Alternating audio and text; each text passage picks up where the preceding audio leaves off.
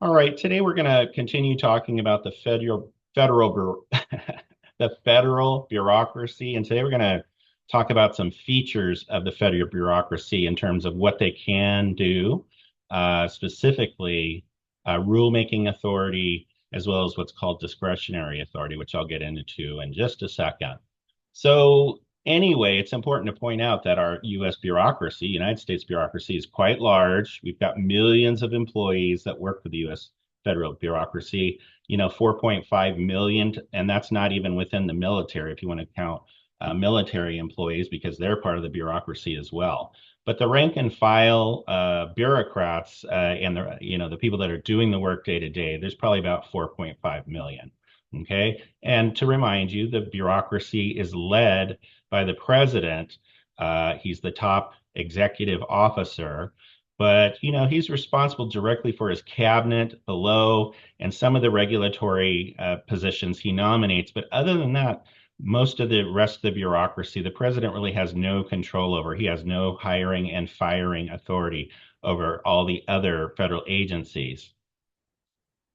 Okay, so one of the functions of the federal bureaucracy is literally to keep an eye on industry, to enforce the law. And in fact, they're given power of delegation. It's called delegated authority to oversee the U.S. economy, aspects of the U.S. economy and corporations and other entities that fall within the bureaucracy's oversight. Okay. And so, for example, the Environmental Protection Agency, their chief mandate is to ensure clean air and clean water. And so if there's a factory out there that's belching out chemicals and that are way beyond what is, what the standards are, then the EPA, the federal bureaucracy, will do an investigation. They have actually authority over clean air and clean water, and they can actually make some things happen in terms of penalizing a specific company if they're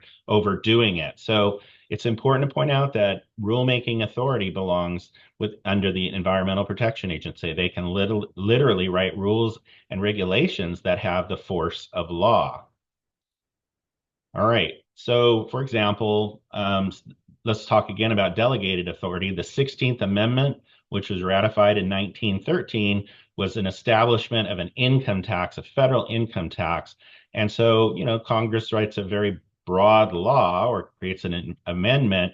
And so, generally, what happens is under the Department of Commerce, a new agency is created, and that's called the Internal Revenue Service, and they're the ones that actually set rules for tax collection. And so we all know and love the IRS, but they're responsible as a federal agency to carry out the law, which is to collect taxes. So the IRS creates its own rules. They determine deadlines for tax payments, how people go about paying their taxes, and other regulations as well. And so the IRS translates this broad law of tax collection into concrete guidelines that we adhere to as taxpayers every single year. Let me talk to you about a few agencies, just their general mandates in terms of what they're supposed to be doing in order to uphold the federal law. So for one is the Department of Homeland Security, which is responsible for protecting Americans from terrorism, controlling the borders, and they have authority to decide which immigrants are admitted and which can seek asylum within the United States. They've actually folded in the INS, which is the Department of Naturalization, and so much of their duties now have been folded into the Department of Homeland Security. Then there's the Department of Transportation, another federal agency. They handle transportation systems like highways and air travel. They establish rules such as work hour limits for flight attendants. They will do some investigations. Generally, they direct another agency to do investigations when there is a crash, for example. There will be another agency actually handles that under the Department of Transportation. Then there's the U.S. Department of Veteran Affairs. It supports the welfare of our nation's veterans with rules governing the creation and staffing of veterans hospitals. And they create rules and regulations for education related to education, such as the GI Bill and home loans for veterans. The U.S. Department of Education oversees the implementation of federal educational standards by states, including the rules for schools to receive federal grants and qualification requirements. And so there was a mandate called the No Child Left Behind law that took place about 15 years ago. And so every state was essentially required to create a plan for, bringing up the reading and math scores of students across the nation.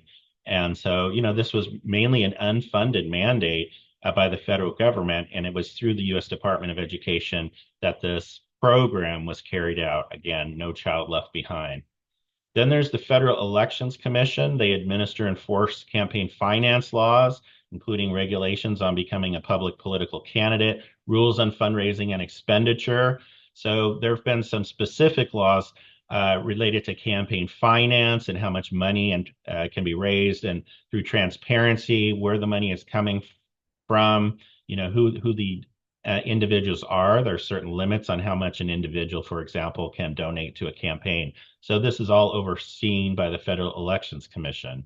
Then there's the U.S. Securities Exchange Commission, SEC, which regulates the stock market. It prevents fraud, ensuring compliance with the rules against insider trading and other market-related offenses. So again, this is broad oversight over, the marketplace in terms of the stock market, and lots of rules are created to ensure, against what's called insider trading, where individuals might have information that would enrich them, but this information is not supposed to be used by someone working for a particular company if they decide to go public, for example.